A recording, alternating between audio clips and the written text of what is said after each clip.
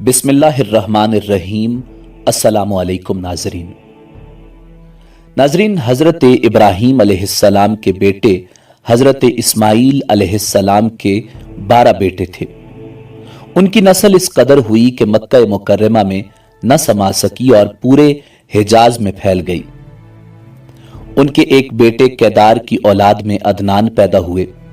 عدنان کے بیٹے ماد اور پوتے کا نام نزار تھا۔ نزار کے 4 بیٹے تھے، ان میں سے ایک کا نام مزر تھا۔ مزر کی نسل سے قریش بن مالک پیدا ہوئے، یہ فہر بن مالک بھی کہلائے۔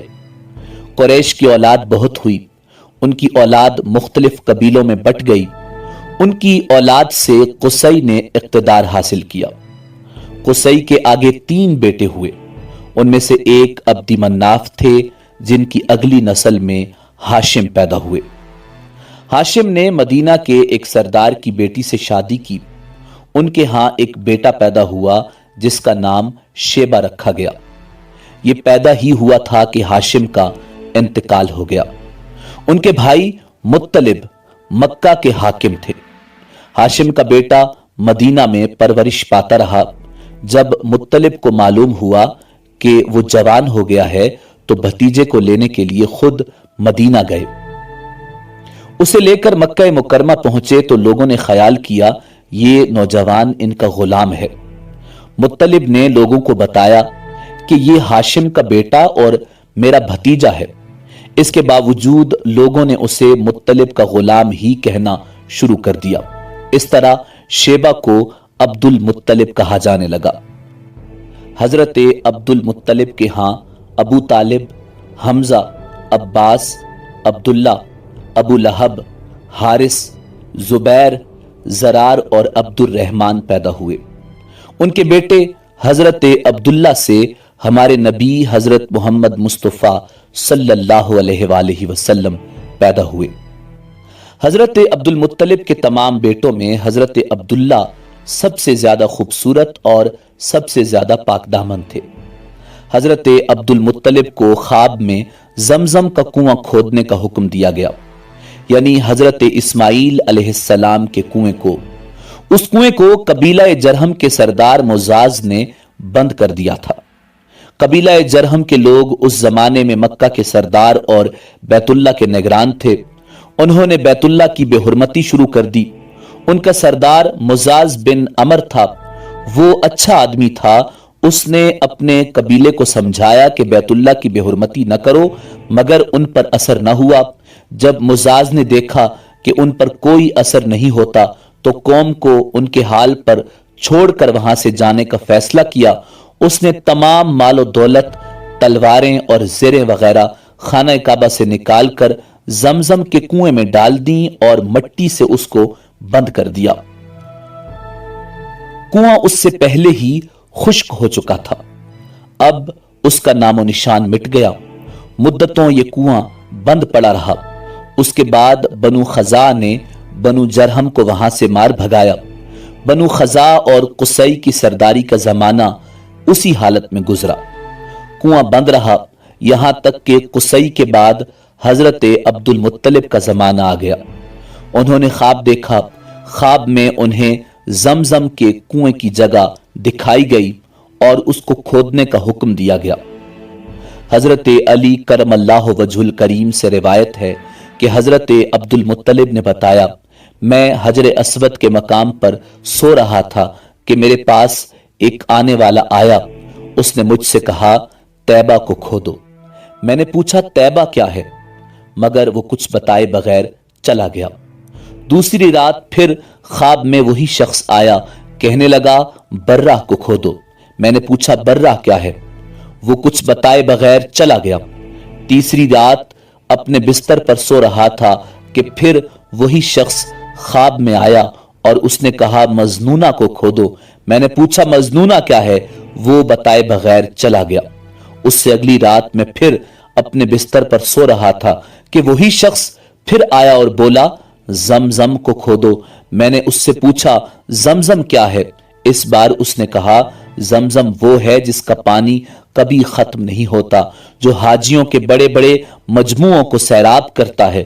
हजरत अब्दुल मुत्तलिब कहते हैं, मैंने उससे पूछा ये कुआं किस जगह है? उसने बताया जहां गंदगी और खून पड़ा है और कौवा ठोंगे मार रहा है। दूसरे दिन हजरत अब्दुल मुत्तलिब अपने बेटे हारिस के साथ वहां गए। उन्होंने देखा वहां गंदगी और खून पड़ा हुआ था और एक कौवा ठोंगे मार रहा था। उस जगह के दोनों तरफ बुत मौजूद थे और ये गंदगी और खून दरअसल उन बुतों पर कुर्बान किए जाने वाले जानवरों का था। पूरी निशानी मिल गई तो हजरत अब्दुल मुत्तलिब वहां कुदाल लेकर खुदाई करने लगे, लेकिन उस वक्त कुरैश वहां आ पहुंचे।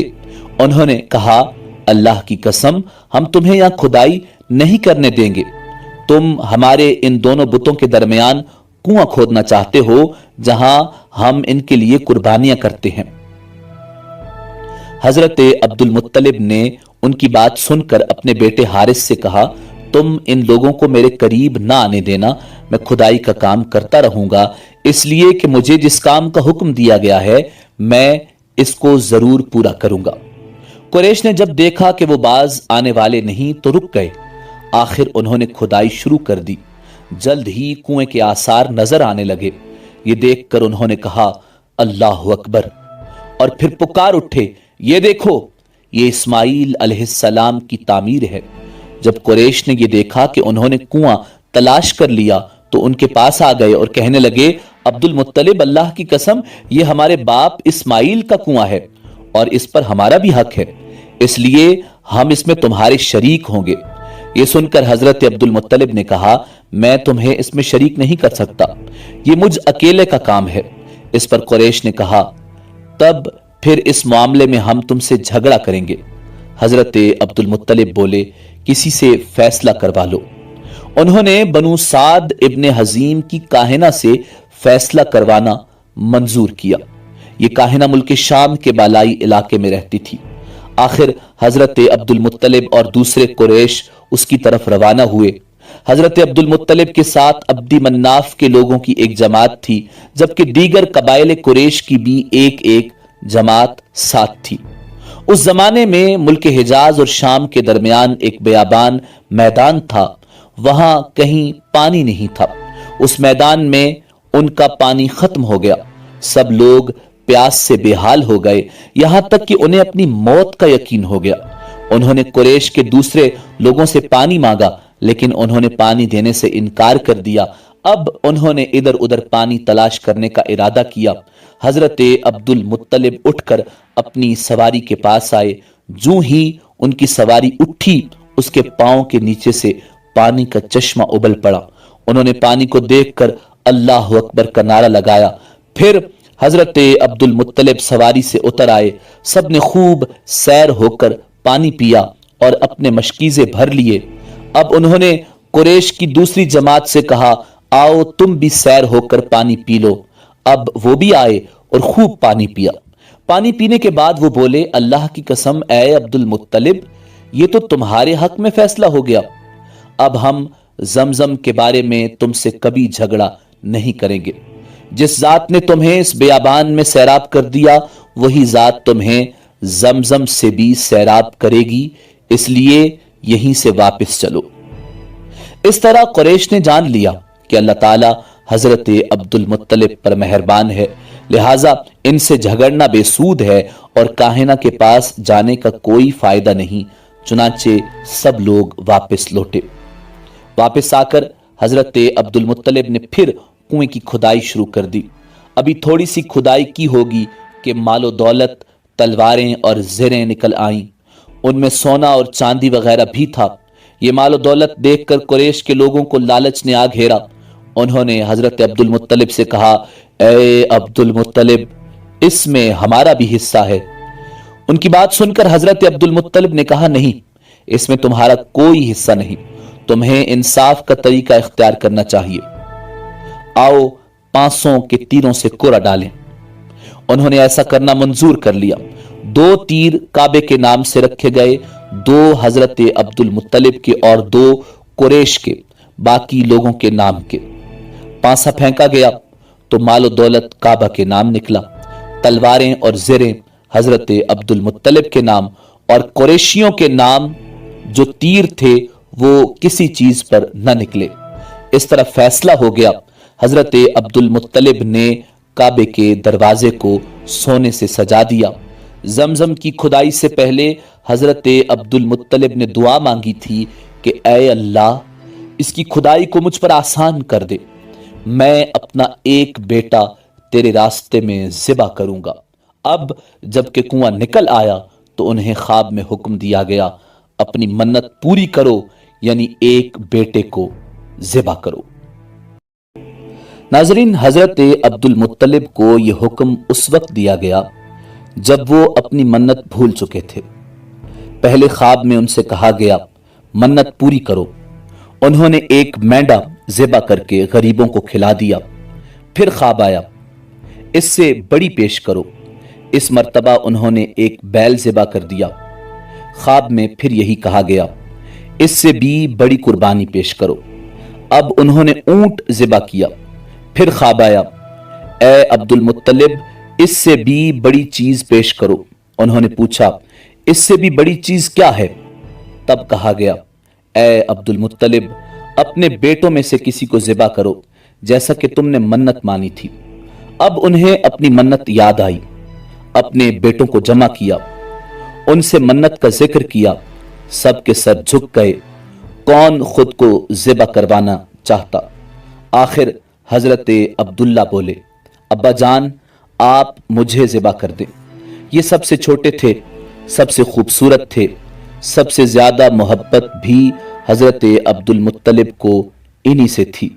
लिहाजा उन्होंने कुरानदाजी करने का इरादा किया। तमाम बेटों के नाम लिखकर कुरा डाला गया। हजरत अब्दुल्ला का नाम निकला। अब उन्होंने छुरी ली, हजरत अब्दुल्ला को बाजू से पकड़ा और उन्हें ज़िबा करने के लिए नीचे लिटा दिया। जूं ही बाप ने बेटे को लिटाया, अब्बास ज़ब्त न रहा, फौरन आगे बढ़े और भाई को खींच लिया। हजरत अब्बास ने जैसे ही अपने भाई को खींचा, उस वक्त ये खुद भी बहुत छोटे थे। बाप ने अब्दुल्ला को अपनी तरफ खींचा। इस खींचातानी में हजरत अब्दुल्ला के चेहरे पर खराशें भी आईं। उन खराशों के निशानात मरते दम तक बाकी रहे। उसी दौरान बनु मखजूम के लोग आ गए। उन्होंने कहा, आप इस तरह बेटे को ज़िबा न करें, इसकी मां की जिंदगी खराब हो जाएगी। अपने रब को राजी करने के लिए बेटे का फिदिया दे दें। अब सवाल यह था कि फिदिया क्या दिया जाए। इसकी तरकीब यह बताई गई कि कागज के एक टुकड़े पर 10 ऊंट लिखे जाएं, दूसरे पर हजरत अब्दुल्लाह का नाम लिखा जाए। अगर 10 ऊंट वाली पर्ची निकली तो 10 ऊंट कुर्बान कर दिए जाएं। अगर हजरत अब्दुल्ला वाली पर्ची निकली तो 10 ऊंट का इजाफा कर दिया जाए। फिर 20 ऊंट वाली पर्ची और हजरत अब्दुल्ला वाली पर्ची डाली जाए। अब अगर 20 ऊंट वाली पर्ची निकले तो 20 ऊंट कुर्बान कर दिए जाएं, वरना 10 ऊंट और बढ़ा दिए जाएं। इस तरह 10-10 करके बढ़ाते जाएं। हजरत अब्दुल मुत्तलिब ने ऐसा ही किया। 10-10 ऊंट बढ़ाते चले गए। हर बार हजरत अब्दुल्ला का नाम निकलता चला गया, यहां तक कि ऊंटों की तादाद 100 तक पहुंच गई। तब कहीं जाकर ऊंटों वाली पर्ची निकली। इस तरह उनकी जान के बदले 100 ऊंट कुर्बान किए गए। हजरत अब्दुल मुत्तलिब को अब पूरा इत्मीनान हो गया कि अल्लाह ताला ने हजरत अब्दुल्ला के बदले 100 ऊंटों की कुर्बानी कबूल कर ली है। उन्होंने काबे के पास 100 ऊंट कुर्बान किए और किसी को खाने से न रोका। सब इंसानों, जानवरों और परिंदों ने उन ऊंटों को खाया। हजरत अब्दुल मुत्तलिब पहले आदमी हैं जिन्होंने आदमी की जान की कीमत 100 ऊंट देने का तरीका शुरू किया। उससे पहले 10 ऊंट दिए जाते थे। उसके बाद यह तरीका सारे अरब में जारी हो गया। गोया कानून बन गया कि आदमी का फिदिया 100 ऊंट है। नबी करीम सल्लल्लाहु अलैहि वसल्लम के सामने ये जिक्र आया तो आपने उस फिदिया की तस्दीक फरमाई, यानी फरमाया कि ये दुरुस्त है। और इसी बुनियाद पर नबी करीम सल्लल्लाहु अलैहि वसल्लम फरमाते हैं कि मैं 2 ज़बीहों यानी हज़रत इस्माईल अलैहिस्सलाम और हज़रत अब्दुल्लाह की औलाद हूँ। हज़रत अब्दुल्ला रज़ी अल्लाह ताला अन्हो कुरैश में सबसे ज़्यादा हसीन थे। उनका चेहरा रोशन सितारे की मानिंद था। कुरैश की बहुत सी लड़कियां उनसे शादी करना चाहती थीं, मगर हज़रत अब्दुल्ला रज़ी अल्लाह ताला अन्हो की शादी हज़रत बीबी आमना रज़ी अल्लाह ताला अन्हा से हुई। हज़रत आमना बिनते वहब बिन अब्द मन्नाफ बिन ज़ोहरा। शादी के वक्त हज़रत अब्दुल्ला की उम्र 18 साल थी। ये शादी के लिए अपने वालिद के साथ जा रहे थे। रास्ते में एक औरत काबे के पास बैठी नजर आई। ये औरत वर्का इब्न नौफल की बहन थी। वर्का इब्न नौफल कुरैश के एक बहुत बड़े आलिम थे। वर्का इब्न नौफल से उनकी बहन ने सुन रखा था कि वक्त के आखिरी नबी का ज़हूर होने वाला है और उनकी निशानियों में से एक निशानी ये होगी कि उनके वालिद के चेहरे में नबुव्वत का नूर चमकता होगा। जो ही उसने हज़रत अब्दुल्ला को देखा, फौरन उसके जहन में ये बात आई। उसने सोचा हो ना हो ये वही शख्स है जो पैदा होने वाले आखिरी नबी के वालिद होंगे। उसने कहा, अगर तुम मुझसे शादी कर लो तो मैं बदले में तुम्हें इतने ही ऊंट दूंगी जितनी तुम्हारी जान के बदले ज़िबा किए गए थे। इस पर उन्होंने जवाब दिया, मैं अपने बाप के साथ हूं, इनकी मर्जी के खिलाफ कुछ नहीं कर सकता, न इनसे अलग हो सकता हूं, और मेरे वालिद बाइज्जत आदमी हैं, अपनी कौम के सरदार हैं। बहरहाल उनकी शादी हज़रत आमना रज़ी अल्लाह ताला अन्हा से हुई। आप कुरैश की औरतों में नसब और मकाम के एतबार से अफजल थीं। हज़रत आमना रज़ी अल्लाह ताला अन्हा हज़रत अब्दुल्ला रज़ी अल्लाह ताला अन्हो के घर आ गईं। आप फरमाती हैं, जब मैं माँ बनने वाली हुई तो मेरे पास एक शख्स आया, यानी एक फरिश्ता शक्ल इंसानी में आया। उस वक्त मैं जागने और सोने की दरमियानी कैफियत में थी। आमतौर पर इस हालत को गनूदगी कहा जा सकता है। उसने मुझसे कहा, क्या तुम्हें मालूम है तुम इस उम्मत की सरदार और नबी की माँ बनने वाली हो। उसके बाद वो फिर उस वक्त आया जब नबी करीम सल्लल्लाहु अलैहि वसल्लम पैदा होने वाले थे। इस मर्तबा उसने कहा, जब तुम्हारे यहाँ पैदाइश हो तो कहना, मैं इस बच्चे के लिए अल्लाह की पनाह चाहती हूँ हर हसद करने वाले के शर और बुराई से। फिर तुम इस बच्चे का नाम मोहम्मद सल्लल्लाहु अलैहि वसल्लम रखना, क्योंकि उनका नाम तौरात में अहमद है और ज़मीन और आसमान वाले उनकी तारीफ करते हैं, जबकि कुरान में उनका नाम मोहम्मद है और कुरान उनकी किताब है। एक रिवायत के मुताबिक फरिश्ते ने उनसे ये कहा, तुम वक्त के सरदार की माँ बनने वाली हो। उस बच्चे की निशानी ये होगी कि उसके साथ एक नूर जाहिर होगा जिससे मुल्क शाम और बसरा के महल्लात भर जाएंगे। जब वो बच्चा पैदा हो जाएगा तो उसका नाम मोहम्मद सल्लल्लाहु अलैहि वसल्लम रखना, क्योंकि तौरात में उनका नाम अहमद है और आसमान और ज़मीन वाले उनकी तारीफ करते हैं, और इंजील में उनका नाम अहमद है कि आसमान और ज़मीन वाले उनकी तारीफ करते हैं, और कुरान में उनका नाम मोहम्मद है। हज़रत अब्दुल्ला रज़ी अल्लाह ताला अन्हो के चेहरे में नूर चमकता था। शादी के बाद वो हज़रत आमना रज़ी अल्लाह ताला अन्हा के चेहरे में आ गया। हाकिम ने ये रवायत बयान की है कि सहाबा कराम रिज़वानुल्लाह ताला अलैहिम अजमाइन ने हुज़ूर नबी करीम सल्लल्लाहु अलैहि वसल्लम से अर्ज़ किया, ए अल्लाह के रसूल, हमें अपने बारे में कुछ बताइए। आप सल्लल्लाहु अलैहि वसल्लम ने इरशाद फरमाया, मैं अपने बाप इब्राहीम की दुआ हूँ, अपने भाई ईसा की बशारत हूँ और खुशखबरी हूँ। जब मैं अपनी वालदा के शिकम में आया तो उन्होंने देखा, गोया उनसे एक नूर जाहिर हुआ जिससे मुल्क शाम में बसरा के महल्लात रोशन हो गए। हज़रत आमना रज़ी अल्लाह ताला अन्हा ने हज़रत हलीमा सादिया रज़ी अल्लाह ताला अन्हा से फरमाया था, मेरे इस बच्चे की शान निराली है। ये मेरे पेट में थे तो मुझे कोई बोझ और थकन महसूस नहीं हुई। हज़रत ईसा अलैहिस्सलाम वो आखिरी पैगंबर हैं जिन्होंने आप सल्लल्लाहु अलैहि वसल्लम की आमद की खुशखबरी सुनाई। इस बशारत का जिक्र कुरान मजीद फुरकान हमीद में मौजूद है। और यूं इरशाद फरमाया गया। और इसी तरह वो वक्त भी काबिल ज़िक्र है जबकि ईसा इब्न मरियम ने फरमाया कि ऐ बनी इसराइल, मैं तुम्हारे पास अल्लाह का भेजा हुआ आया हूँ और मुझसे पहले जो तौरात आ चुकी है मैं उसकी तस्दीक करने वाला हूँ, और मेरे बाद जो एक रसूल आने वाला है उनका नाम मुबारक अहमद होगा, मैं उनकी बशारत देने वाला हूँ। अब चूंकि हज़रत ईसा अलैहिस्सलाम ये बशारत सुना चुके थे, इसलिए हर दौर के लोग आप सल्लल्लाहु अलैहि वसल्लम का बेचैनी से इंतजार कर रहे थे। उधर आपकी पैदाइश से पहले ही हजरत अब्दुल्ला रजी अल्लाह ताला अन्हो का इंतकाल हो गया। साबका कुतब में आपकी नबूवत की एक अलामत यह भी बताई गई है कि आपके वालिद का इंतकाल आपके विलादत से पहले हो जाएगा। हजरत अब्दुल्ला रजी अल्लाह ताला अन्हो एक तिजारती काफिले के साथ तिजारत के लिए गए थे। उस दौरान बीमार हो गए और कमजोर होकर वापस लौटे। काफिला मदीना मुनव्वरा से गुजरा तो हजरत अब्दुल्ला अपनी ननियाल यानी बनु नज्जार के यहाँ ठहरे। उनकी वालदा बनु नज्जार से थीं।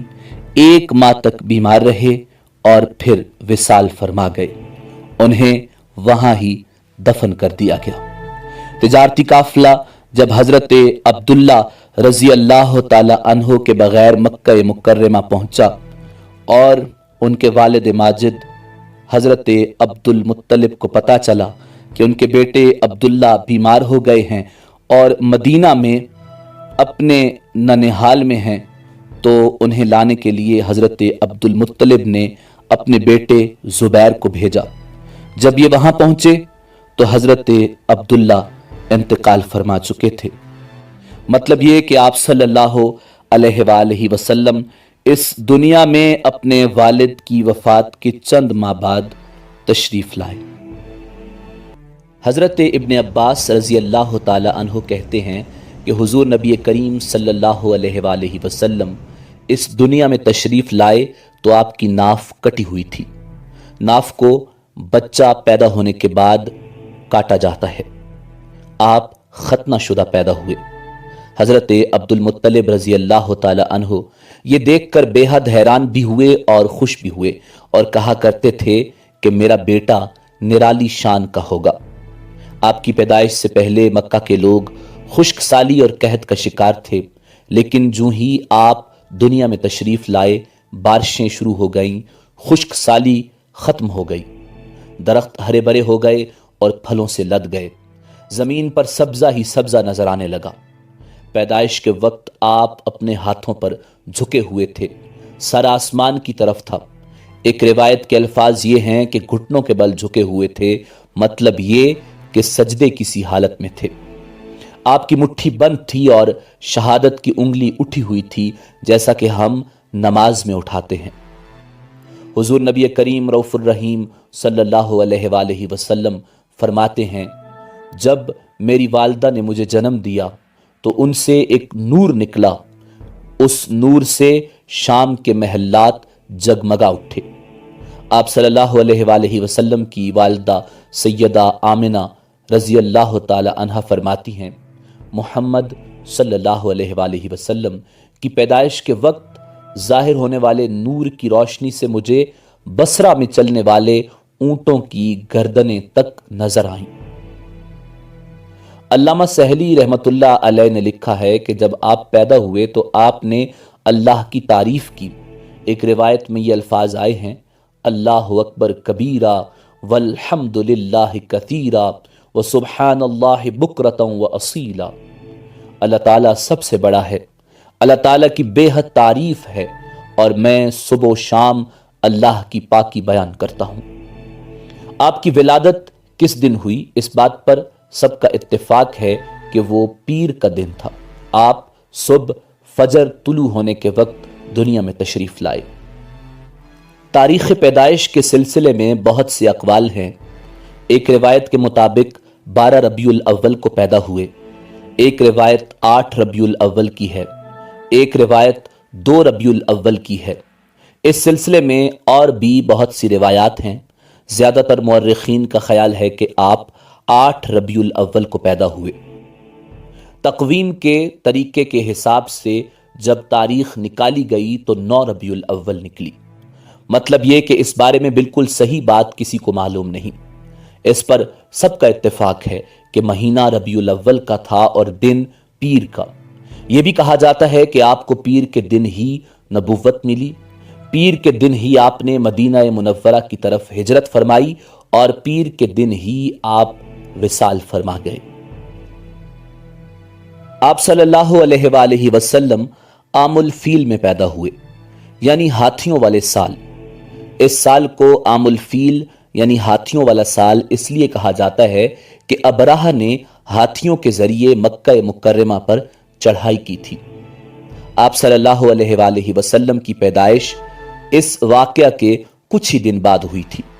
वाकया कुछ इस तरह है कि अबराह यमन का ईसाई हाकिम था। हज के दिनों में उसने देखा कि लोग बैतुल्लाह का हज करने जाते हैं। उसने अपने लोगों से पूछा कि ये लोग कहाँ जाते हैं। उसे जवाब दिया गया कि बैतुल्लाह का हज करने मक्का जाते हैं। उसने पूछा बैतुल्लाह किस चीज का बना हुआ है।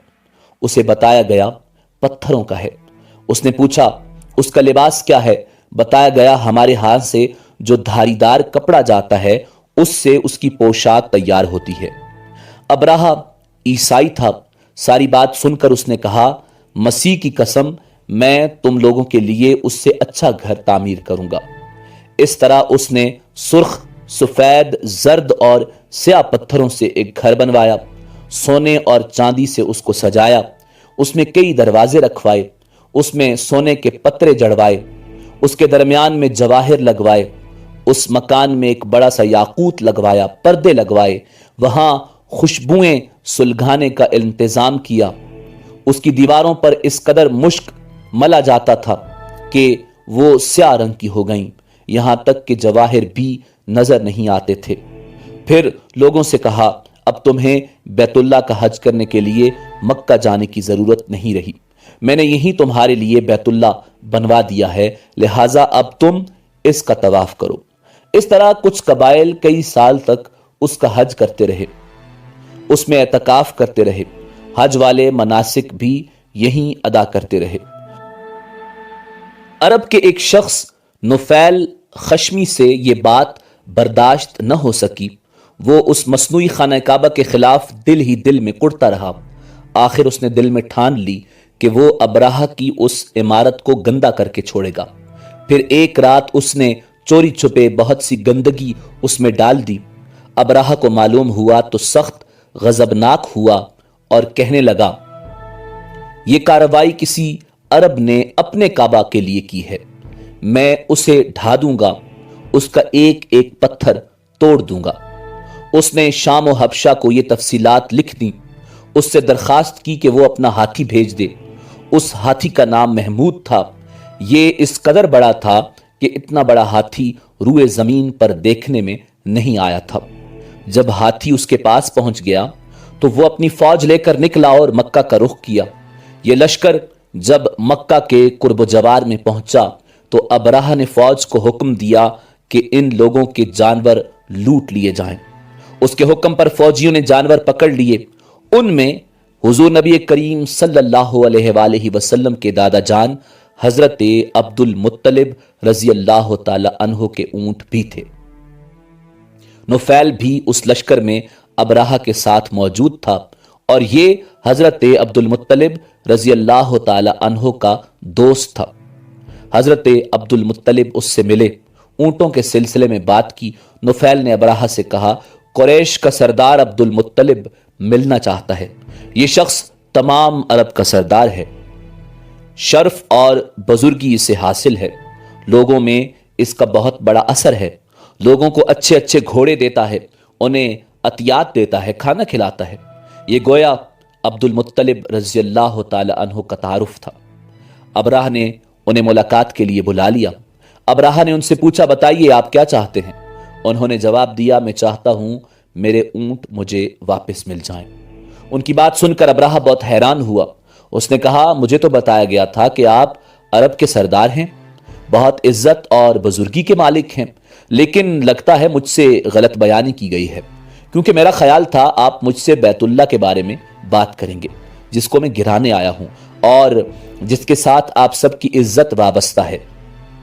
لیکن آپ نے تو سرے سے اس کی بات ہی نہیں کی اور اپنے اونٹوں کا رونا لے کر بیٹھ گئے، یہ کیا بات ہوئی؟ اس کی بات سن کر حضرت عبد المطلب بولے، آپ میرے اونٹ مجھے واپس دیں، بیت اللہ کے ساتھ جو چاہیں کریں، اس لیے کہ اس گھر کا ایک پروردگار ہے، وہ خود ہی اس کی حفاظت کرے گا، مجھے اس کے لیے فکر مند ہونے کی ضرورت نہیں۔ ان کی بات سن کر ابراہہ نے حکم دیا عبد المطلب کے اونٹ واپس دے دیے جائیں۔ جب انہیں ان کے اونٹ واپس مل گئے تو انہوں نے ان کے سموں پر چمڑے چڑھا دیے، ان پر نشان لگا دیے، انہیں قربانی کے لیے وقف کر کے حرم میں چھوڑ دیا تاکہ پھر کوئی انہیں پکڑ لے تو حرم کا پروردگار غضبناک ہو۔ پھر حضرت عبد المطلب ہیرا پہاڑ پر چڑھ گئے، ان کے ساتھ ان کے کچھ دوست تھے۔ انہوں نے اللہ سے درخواست کی، اے ہمارے پروردگار، انسان اپنے سامان کی حفاظت کرتا ہے، تو اپنے سامان کی حفاظت کر۔ ادھر سے ابراہہ اپنا لشکر لے کر آگے بڑھا، وہ خود ہاتھی پر سوار لشکر کے درمیان موجود تھا۔ ایسے میں اس کے ہاتھی نے آگے بڑھنے سے انکار کر دیا، وہ زمین پر بیٹھ گیا۔ ہاتھی بانوں نے اسے اٹھانے کی کوشش کی لیکن وہ نہ اٹھا، انہوں نے اس کے سر پر ضربیں لگائیں، اسے آنکس چبھوئے مگر وہ کھڑا نہ ہوا۔ کچھ سوچ کر انہوں نے اس کا رخ یمن کی طرف کیا تو وہ فوراً اس طرف چلنے لگا۔ اس کا رخ پھر مکہ کی طرف کیا گیا تو پھر رک گیا۔ ہاتھی بانوں نے یہ تجربہ بار بار کیا۔ آخر ابراہ نے حکم دیا ہاتھی کو شراب پلائی جائے تاکہ نشے میں اسے کچھ ہوش نہ رہ جائے اور ہم اسے مکہ کی طرف آگے بڑھا سکیں۔ چنانچہ اسے شراب پلائی گئی لیکن اس پر کوئی اثر نہ ہوا۔ ابراہ کے ہاتھی کو اٹھانے کی مسلسل کوشش جاری تھی کہ اچانک سمندر کی طرف سے ان کی طرف اللہ تعالیٰ نے ابابیلوں کو بھیج دیا، وہ ٹڈیوں کے جھنڈ کی طرح آئیں۔ دوسری طرف حضرت عبد المطلب مکہ میں داخل ہوئے، حرم میں پہنچے اور کعبہ کے دروازے کی زنجیر پکڑ کر ابراہ اور اس کے لشکر کے خلاف فتح کی دعا مانگی۔ ان کی دعا کے الفاظ یہ تھے، اے ہمارے پروردگار، یہ بندہ اپنے قافلے اور اپنی جماعت کی حفاظت کر رہا ہے، تو اپنے گھر یعنی بیت اللہ کی حفاظت فرما۔ ابراہ کا لشکر فتح نہ حاصل کر سکے، ان کی طاقت تیری طاقت کے آگے کچھ بھی نہیں۔ آج صلیب کامیاب نہ ہو۔ صلیب کا لفظ اس لیے بولا کہ ابراہ عیسائی تھا اور صلیب کو عیسائی اپنے نشان کے طور پر ساتھ لے کر چلتے ہیں۔ اب انہوں نے اپنی قوم کو ساتھ لیا اور ہیرا پہاڑ پر چڑھ گئے، کیونکہ ان کا خیال تھا وہ ابراہ کا مقابلہ نہیں کر سکیں گے۔ اور پھر اللہ تعالیٰ نے پرندوں کے جھنڈ بھیج دیے۔ یہ پرندے چڑیا سے قدرے بڑے تھے، ان میں سے ہر ایک پرندے کی چونچ میں پتھر کے 3 ٹکڑے تھے۔ یہ پتھر پرندوں نے ابراہ کے لشکر پر گرانے شروع کیے۔ جو ہی یہ پتھر ان پر گرے ان کے ٹکڑے ٹکڑے ہو گئے، بالکل اسی طرح جیسے آج کسی جگہ اوپر سے بم گرایا جائے تو جسموں کے ٹکڑے اڑ جاتے ہیں۔ ابراہ کا ہاتھی محمود البتہ ان کنکریوں سے محفوظ رہا، باقی سب ہاتھی تہس نہس ہو گئے۔ یہ ہاتھی 13 عدد تھے، سب کے سب کھائے ہوئے نحوست کی مانند ہو گئے، جیسا کہ سورہ الفیل میں آتا ہے۔ ابراہ اور اس کے کچھ ساتھی تباہی کا یہ منظر دیکھ کر بری طرح بھاگے، لیکن پرندوں نے ان کو بھی نہ چھوڑا۔ ابراہ کے بارے میں طبقات میں لکھا ہے کہ اس کے جسم کا ایک عضو الگ ہو کر گرتا چلا گیا، یعنی وہ بھاگ رہا تھا اور اس کے جسم کا ایک ایک حصہ الگ ہو کر گر رہا تھا۔ دوسری طرف حضرت عبد المطلب اس انتظار میں تھے کہ کب حملہ ہوتا ہے، لیکن حملہ آور جب مکہ میں داخل نہ ہوئے تو وہ حالات معلوم کرنے کے لیے نیچے اترے۔ مکہ سے باہر نکلے تب انہوں نے دیکھا سارا لشکر تباہ ہو چکا ہے۔ خوب مال غنیمت ان کے ہاتھ لگا، بے شمار سامان ہاتھ آیا، مال میں سونا چاندی بھی بے تحاشا تھا۔ لشکر میں سے کچھ لوگ ایسے بھی تھے جو واپس نہیں بھاگے تھے، یہ مکہ میں رہ گئے تھے۔ ان میں ابراہ کے ہاتھی کا معاوت بھی تھا جو محمود کو آگے لانے میں ناکام رہا تھا۔ ہمارے نبی حضرت محمد صلی اللہ علیہ وآلہ وسلم اس واقعہ کے چند دن بعد پیدا ہوئے۔ آپ جس مکان میں پیدا ہوئے وہ صفا پہاڑی کے قریب تھا۔ حضرت کعب احبار رضی اللہ تعالی عنہ روایت کرتے ہیں کہ میں نے تورات میں پڑھا تھا کہ رسول اللہ صلی اللہ علیہ وآلہ وسلم کی پیدائش مکہ میں ہوگی۔ یہ کعب پہلے یہودی تھے، اس لیے تورات پڑھا کرتے تھے۔ دنیا میں آتے ہی حضور نبی اکرم صلی اللہ علیہ وآلہ وسلم روئے۔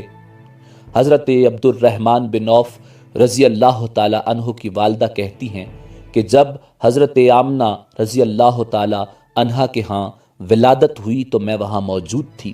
آپ صلی اللہ علیہ وآلہ وسلم میرے ہاتھوں میں آئے۔ یہ غالباً دائیہ تھی، ان کا نام شفا تھا۔ فرماتی ہیں جب آپ میرے ہاتھوں میں آئے تو روئے۔ آپ کے دادا عبد المطلب آپ کی ولادت کی اطلاع دی گئی تو وہ اس وقت خانہ کعبہ کا طواف کر رہے تھے۔ اطلاع ملنے پر گھر آئے، بچے کو گود میں لیا۔ اس وقت آپ کی والدہ نے ان سے کہا یہ بچہ عجیب ہے، سجدے کی حالت میں پیدا ہوا ہے، یعنی پیدا ہوتے ہی اس نے پہلے سجدہ کیا، پھر سجدے سے سر اٹھا کر انگلی آسمان کی طرف اٹھائی۔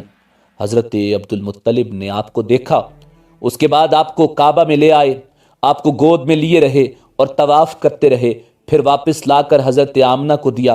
آپ کو عرب کے دستور کے مطابق ایک برتن سے ڈھانپا گیا، لیکن وہ برتن ٹوٹ کر آپ کے اوپر سے ہٹ گیا۔ اس وقت آپ اپنا انگوٹھا چوستے نظر آئے۔ اس موقع پر شیطان بری طرح چیخا۔ تاریخ اسلام کے مطابق شیطان صرف 4 مرتبہ چیخا۔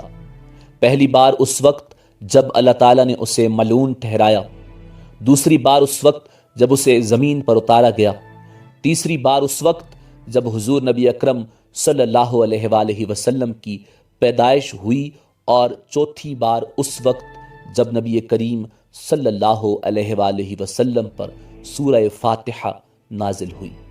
اس موقع پر حضرت حسان بن ثابت رضی اللہ تعالی عنہ کہتے ہیں میں 8 سال کا تھا، جو کچھ دیکھتا اور سنتا تھا اس کو سمجھتا تھا۔ ایک صبح میں نے یثرب یعنی مدینہ منورہ میں ایک یہودی کو دیکھا، وہ ایک اونچے ٹیلے پر چڑھ کر چلا رہا تھا۔ لوگ اس یہودی کے گرد جمع ہو گئے اور بولے کیا بات ہے، کیوں چیخ رہے ہو؟ یہودی نے جواب دیا احمد کا ستارہ طلوع ہو گیا ہے اور وہ آج رات پیدا ہو گئے ہیں۔ حضرت حسان بن ثابت رضی اللہ تعالی عنہ بعد میں 60 سال کی عمر میں مسلمان ہوئے تھے۔ 120 سال کی عمر میں انہوں نے وفات پائی، گویا ایمان کی حالت میں 60 سال زندہ رہے۔ بہت اچھے شاعر تھے۔ نبی کریم صلی اللہ علیہ وآلہ وسلم کی اپنے اشعار میں تعریف کیا کرتے تھے اور دشمنوں کی برائی اشعار میں بیان کرتے تھے۔ غزوات کے موقع پر اشعار کے ذریعے مسلمانوں کو جوش دلاتے تھے، اسی بنیاد پر انہیں شاعر رسول کا خطاب ملا تھا۔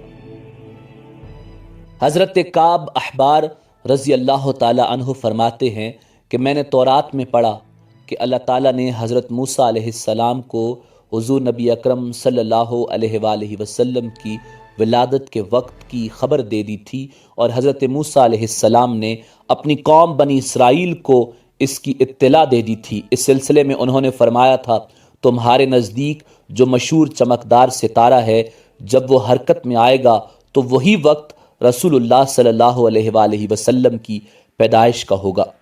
یہ خبر بنی اسرائیل کے علماء ایک دوسرے کو دیتے چلے آئے تھے، اور اس طرح بنی اسرائیل کو بھی حضور نبی اکرم صلی اللہ علیہ وآلہ وسلم کی ولادت کا وقت یعنی اس کی علامت معلوم تھی۔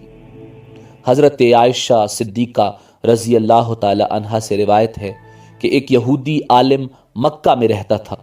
جب وہ رات آئی جس رات حضور نبی اکرم صلی اللہ علیہ وآلہ وسلم پیدا ہوئے، تو وہ قریش کی ایک مجلس میں بیٹھا تھا۔ اس نے کہا کیا تمہارے ہاں آج کوئی بچہ پیدا ہوا ہے؟ لوگوں نے کہا ہمیں تو معلوم نہیں۔ اس پر اس یہودی نے کہا میں جو کچھ کہتا ہوں اسے اچھی طرح سن لو۔ آج اس امت کا آخری نبی پیدا ہو گیا ہے، اور قریش کے لوگوں میں تم میں سے یعنی وہ قریشی ہے جس کے بارے میں بات کر رہا ہوں، اس کے کندھے کے پاس ایک علامت ہے یعنی مہر نبوت۔ اس میں بہت زیادہ بال ہیں یعنی گھنے بال ہیں، اور یہ نبوت کا نشان ہے، نبوت کی دلیل ہے۔ اس بچے کی ایک علامت یہ ہے کہ وہ 2 رات تک دودھ نہیں پیے گا۔ ان باتوں کا ذکر اس کی نبوت کی علامات کے طور پر پرانی کتب میں موجود ہے۔ علامہ ابن حجر نے لکھا ہے کہ یہ بات درست ہے، آپ نے 2 دن تک دودھ نہیں پیا تھا۔ یہودی عالم نے جب یہ باتیں بتائیں تو لوگ وہاں سے اٹھ گئے۔ انہیں یہودی کی باتیں سن کر بہت حیرت ہوئی تھی۔ جب وہ لوگ اپنے گھروں میں پہنچے تو ان میں سے ہر ایک نے اس کی باتیں اپنے گھر کے افراد کو بتائیں۔ عورتوں کو چونکہ حضرت آمنہ رضی اللہ تعالی عنہا کے ہاں بیٹا پیدا ہونے کی خبر ہو چکی تھی، اس لیے انہوں نے اپنے مردوں کو بتایا۔ جب اس یہودی عالم کو پتہ چلا تو کہنے لگا، ذرا چل کر مجھے وہ بچہ دکھاؤ۔ لوگ اسے اپنے ساتھ لیے حضرت آمنہ کے گھر کے باہر آئے، ان سے بچہ دکھانے کی درخواست کی۔ آپ نے بچے کو کپڑے سے نکال کر انہیں دے دیا۔ لوگوں نے آپ کے کندھے پر سے کپڑا ہٹایا۔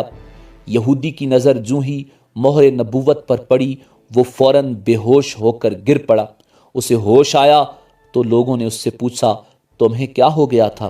جواب میں اس نے کہا، میں اس غم سے بے ہوش ہوا تھا کہ میری قوم میں سے نبوت ختم ہو گئی، اور اے قریشیو، اللہ کی قسم یہ بچہ تم پر زبردست غلبہ حاصل کرے گا اور اس کی شہرت مشرق سے مغرب تک پھیل جائے گی۔ ملک شام کا ایک یہودی ایس مکہ سے کچھ فاصلے پر رہتا تھا۔ وہ جب بھی کسی کام سے مکہ آتا، وہاں کے لوگوں سے ملتا تو ان سے کہتا، بہت قریب کے زمانے میں تمہارے درمیان ایک بچہ پیدا ہوگا، سارا عرب اس کے راستے پر چلے گا، اس کے سامنے پست ہو جائے گا، وہ عجم اور اس کے شہروں کا بھی مالک ہو جائے گا۔ یہی اس کا زمانہ ہے، اور اس کی نبوت کے زمانے کو جو بھی پائے گا اور اس کی پیروی کرے گا وہ اپنے مقصد میں کامیاب ہو جائے گا۔ جس خیر اور بھلائی کی وہ امید کرتا ہے وہ اس کو حاصل ہوگی، اور جو شخص اس کی نبوت کا زمانہ پائے گا مگر اس کی مخالفت کرے گا وہ اپنے مقصد میں ناکام ہوگا۔ مکہ معظمہ میں جو بھی بچہ پیدا ہوتا وہ یہودی اس بچے کے بارے میں تحقیق کرتا اور کہتا، ابھی وہ بچہ پیدا نہیں ہوا۔ آخر جب نبی کریم صلی اللہ علیہ وآلہ وسلم اس دنیا میں تشریف لائے تو حضرت عبد المطلب اپنے گھر سے نکل کر اس یہودی کے پاس پہنچے۔ اس کی عبادت گاہ کے دروازے پر پہنچ کر انہوں نے آواز دی، ایس؟ اس نے پوچھا، کون؟ کہنے لگے، میں عبد المطلب ہوں۔ تم اس بچے کے بارے میں کیا کہتے ہو؟ اس نے انہیں دیکھا پھر بولا، ہاں، تم ہی اس کے باپ ہو سکتے ہو۔ بے شک وہ بچہ پیدا ہو گیا جس کے بارے میں نے تم لوگوں سے کہا تھا۔ وہ ستارہ آج طلوع ہو گیا ہے، اور اس بچے کی پیدائش کی علامت ہے، اور یہ علامت ہے کہ اس وقت اس بچے کو درد ہو رہا ہے۔ یہ تکلیف اسے 3 دن تک رہے گی اور اس کے بعد یہ ٹھیک ہو جائے گا۔ راہب نے جو یہ کہا تھا کہ بچہ 3 دن تک تکلیف میں رہے گا، تو اس کی تفصیل یہ ہے کہ آپ صلی اللہ علیہ وآلہ وسلم نے 3 دن تک دودھ نہیں پیا تھا۔ اور یہودی نے جو یہ کہا تھا کہ ہاں آپ ہی اس کے باپ ہو سکتے ہیں، تو اس سے مراد یہ ہے کہ عربوں میں دادا کو بھی باپ کہہ دیا جاتا ہے، اور نبی کریم صلی اللہ علیہ وآلہ وسلم نے ایک بار خود فرمایا تھا، میں عبد المطلب کا بیٹا ہوں۔ یہودی نے حضرت عبد المطلب سے یہ بھی کہا تھا، اس بارے میں اپنی زبان بند رکھیں، یعنی کسی کو کچھ نہ بتائیں، ورنہ لوگ اس بچے سے زبردست حسد کریں گے، اتنا حسد کریں گے کہ آج تک کسی نے نہیں کیا، اور اس کی اس قدر سخت مخالفت ہوگی کہ دنیا میں کسی اور کی اتنی مخالفت نہیں ہوئی۔ پوتے کے متعلق یہ باتیں سن کر حضرت عبد المطلب نے ایس سے پوچھا، یہ بتاؤ کہ میرے پوتے کی عمر کتنی ہوگی؟ یہودی نے اس سوال کے جواب میں کہا، اس بچے کی عمر 70 سال تک نہیں ہوگی، بلکہ اس سے پہلے ہی 61 یا 63 سال کی عمر میں وصال ہو جائے گا، اور اس کی امت کی عمر بھی اتنی ہی ہوگی۔ اس کی پیدائش کے وقت دنیا کے بت ٹوٹ کر گر جائیں گے۔ یہ ساری علامات اس یہودی نے گزشتہ انبیاء کی پیشن گوئیوں سے معلوم کی تھیں، اور سب بالکل سچ ثابت ہوئیں۔ قریش کے کچھ لوگ عمر بن نفیل وغیرہ ایک بت کے پاس جایا کرتے تھے۔ یہ اس رات بھی اس بت کے پاس گئے جس رات آپ صلی اللہ علیہ وآلہ وسلم کی پیدائش ہوئی۔ انہوں نے دیکھا وہ بت اوندے منہ گرا پڑا ہے۔ ان لوگوں کو یہ بات بری لگی انہوں نے اس کو اٹھایا، سیدھا کر دیا، مگر وہ پھر گر گیا۔ انہوں نے پھر اس کو سیدھا کیا، وہ پھر الٹا ہو گیا۔ ان لوگوں کو بہت حیرت ہوئی، یہ بات بہت عجیب لگی۔ تب اس بت سے آواز نکلی، یہ ایک ایسے بچے کی پیدائش کی خبر ہے جس کے نور سے مشرق اور مغرب میں تمام زمین کے گوشے منور ہو گئے ہیں۔ بت سے نکلنے والی آواز نے انہیں اور زیادہ حیرت زدہ کر دیا۔ اس کے علاوہ ایک واقعہ یہ پیش آیا کہ ایران کے شہنشاہ کسریٰ نوشیروان کا محل ہلنے لگا اور اس میں شگاف پڑ گئے۔ نوشیروان کا یہ محل نہایت مضبوط تھا، بڑے بڑے پتھروں اور چونے سے تعمیر کیا گیا تھا۔ اس واقعے سے پوری سلطنت میں دہشت پھیل گئی۔ شگاف پڑنے سے خوفناک آواز بھی نکلی تھی۔ محل کے 14 کنگرے ٹوٹ کر نیچے آ گرے تھے۔ آپ صلی اللہ علیہ وآلہ وسلم کی پیدائش پر ایک واقعہ یہ پیش آیا کہ فارس کے تمام آتش کدوں کی آگ بجھ گئی جس کی وہ پوجا کیا کرتے تھے اور اس کو بجھنے نہیں دیتے تھے، لیکن اس رات ایک ہی وقت میں تمام کے تمام آتش کدوں کی آگ آنن فانن بجھ گئی۔ آگ کے پوجنے والوں میں رونا پیٹنا مچ گیا۔ کسریٰ کو یہ تمام اطلاعات ملی تو اس نے ایک کاہن کو بلایا۔ اس نے اپنے محل میں شگاف پڑنے اور آتش کدوں کی آگ بجھنے کے واقعات اسے سنا کر پوچھا، آخر ایسا کیوں ہو رہا ہے؟ وہ کاہن خود تو جواب نہ دے سکا، تاہم اس نے کہا، ان سوالات کے جوابات میرا ماموں دے سکتا ہے، اس کا نام ستیح ہے۔ نوشیروان نے کہا، ٹھیک ہے، تم جا کر ان سوالات کے جوابات لاؤ۔ وہ گیا، ستیح سے ملا، اسے یہ واقعات سنائے۔ اس نے سن کر کہا، ایک عصا والے نبی ظاہر ہوں گے جو عرب اور شام پر چھا جائیں گے، اور جو کچھ ہونے والا ہے ہو کر رہے گا۔ اس نے یہ جواب کسریٰ کو بتایا۔ اس وقت کسریٰ نے دوسرے کاہنوں سے بھی معلومات حاصل کر لی تھیں، چنانچہ یہ سن کر اس نے کہا، تب پھر ابھی وہ وقت آنے میں دیر ہے، یعنی ان کا غلبہ میرے بعد ہوگا۔ پیدائش کے 7ویں دن حضرت عبد المطلب رضی اللہ تعالی عنہ نے اپنے پوتے جناب رسول اللہ صلی اللہ علیہ وآلہ وسلم کا عقیقہ کیا اور نام محمد صلی اللہ علیہ وآلہ وسلم رکھا۔ عربوں میں اس سے پہلے یہ نام کسی کا نہیں تھا۔ قریش کو یہ نام عجیب سا لگا۔ کچھ لوگوں نے حضرت عبد المطلب سے کہا، اے عبد المطلب، کیا وجہ ہے کہ تم نے اس بچے کا نام اس کے باپ دادا کے نام پر نہیں رکھا بلکہ محمد رکھا ہے، اور یہ نام نہ تمہارے باپ دادا میں کسی کا ہے نہ تمہاری قوم میں کسی کا ہے؟ حضرت عبد المطلب رضی اللہ تعالی عنہ نے انہیں جواب دیا، میری تمنا ہے کہ آسمانوں میں اللہ تعالیٰ اس بچے کی تعریف فرمائیں اور زمین پر لوگ اس کی تعریف کریں۔ محمد کے معنی ہیں جس کی بہت زیادہ تعریف کی جائے۔ اسی طرح والدہ کی طرف سے آپ کا نام احمد رکھا گیا۔ احمد نام بھی اس سے پہلے کسی کا نہیں رکھا گیا تھا۔ مطلب یہ کہ ان دونوں ناموں کی اللہ تعالیٰ نے حفاظت کی اور کوئی بھی یہ نام نہ رکھ سکا۔ احمد کا مطلب ہے سب سے زیادہ تعریف کرنے والا۔ آپ احمد پہلے ہیں اور محمد بعد میں، یعنی آپ کی تعریف دوسروں نے بعد میں کی، اس سے پہلے آپ کی یہ شان ہے کہ آپ اللہ تعالیٰ کی سب سے زیادہ حمد و ثنا کرنے والے ہیں۔ اپنی والدہ کے بعد آپ نے سب سے پہلے صوبیہ کا دودھ پیا۔ صوبیہ نبی کریم صلی اللہ علیہ وآلہ وسلم کے چچا ابو لہب کی باندی تھی۔ ان کو ابو لہب نے آپ صلی اللہ علیہ وآلہ وسلم کی پیدائش کی خوشی میں آزاد کر دیا تھا۔ صوبیہ نے آپ کو چند دن تک دودھ پلایا۔ انہی دنوں صوبیہ کے ہاں اپنا بیٹا پیدا ہوا تھا۔ آپ کی والدہ نے آپ کو صرف 9 دن تک دودھ پلایا۔ ان کے بعد صوبیہ نے پلایا، پھر دودھ پلانے کی باری حضرت حلیمہ سعدیہ رضی اللہ تعالی عنہا کی آئی۔ ناظرین، اسی امید کے ساتھ اجازت دیجیے کہ آپ کو ہماری ویڈیو پسند آئی ہوگی۔ ملتے ہیں بہت جلد ایک نئی تاریخی، تحقیقی اور معلوماتی ویڈیو کے ساتھ۔